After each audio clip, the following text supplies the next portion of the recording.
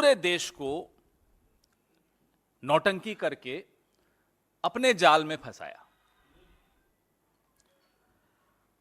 Media 24 घंटे उसको coverage देता रहा।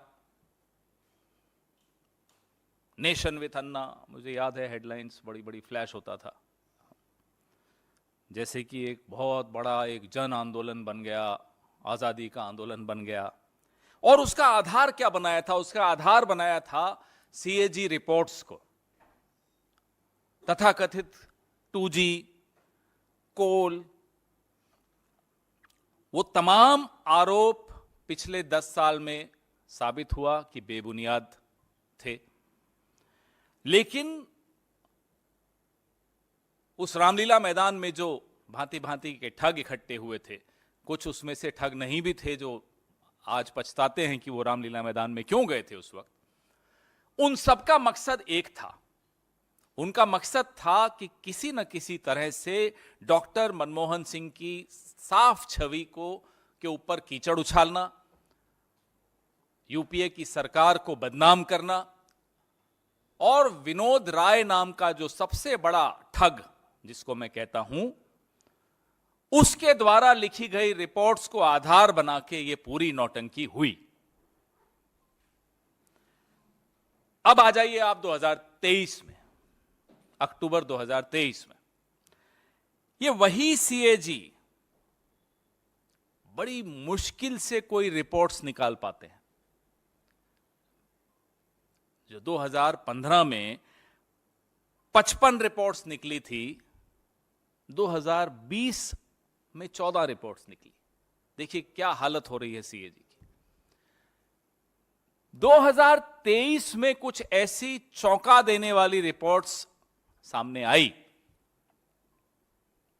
भारतमाला प्रोजेक्ट, आयुष्मान योजना का जो प्रोजेक्ट था, उनके घपले सामने आए।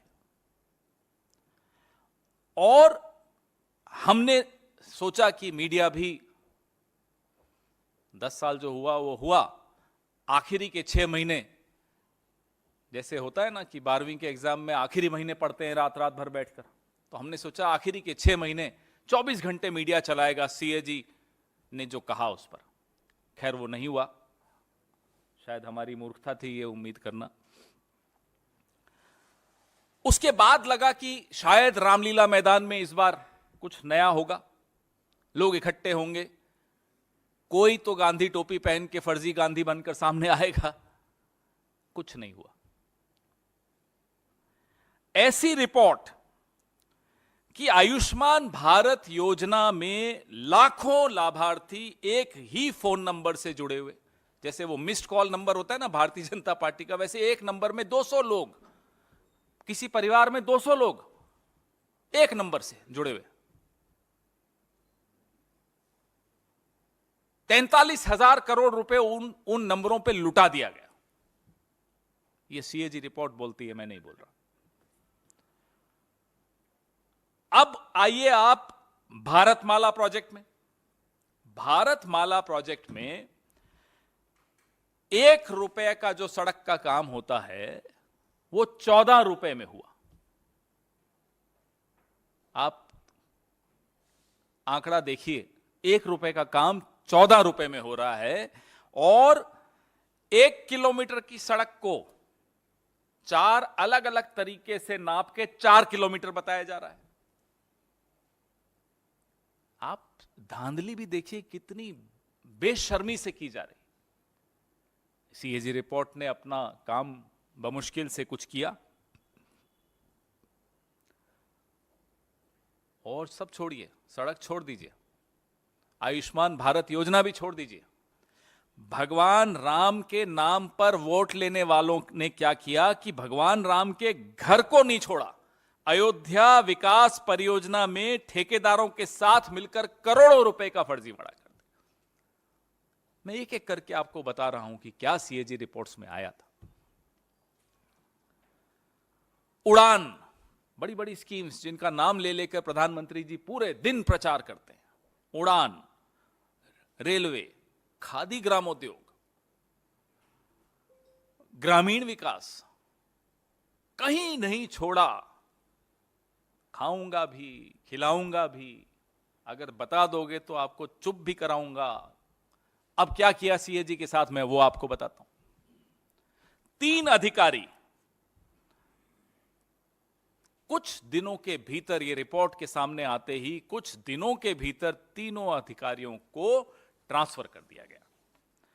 अतुराव सिन्हा, अब ये अतुराव सिन्हा जी भारतमाला परियोजना चरण 1,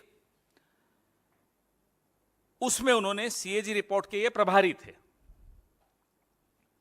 जिसमें मैंने आपको बताया 1 रुपए की चीज 14 रुपए में कर दी।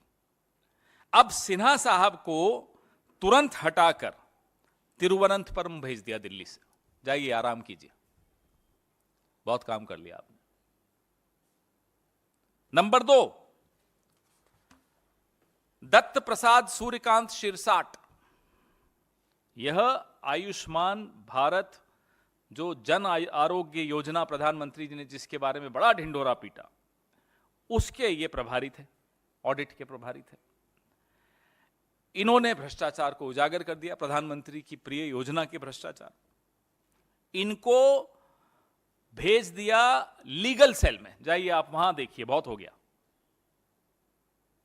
कुछ दिनों में सीएजी रिपोर्ट आने के बाद न आप कुछ बोले, न रामलीला मैदान से कोई आवाजें आई, न गांधी टोपियां पहनी गई, मोदी जी ने जो करना था कर दिया।